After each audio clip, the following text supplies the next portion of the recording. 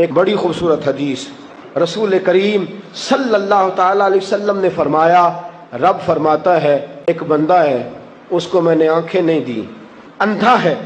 پیدائشی اندھا ہے یا بعد میں کسی وجہ سے ہو گیا،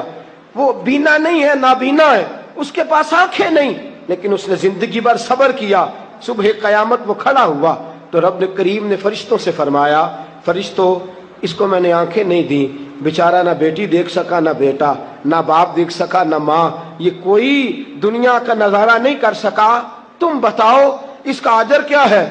فرشتے کہتے ہیں مولا جنت کا اعلیٰ درجہ دے دے، اللہ اسے بے حساب بخش دے، یا اللہ اس پر رحمتوں کے دروازے کھول دے، یا اللہ اس کو نواز دے۔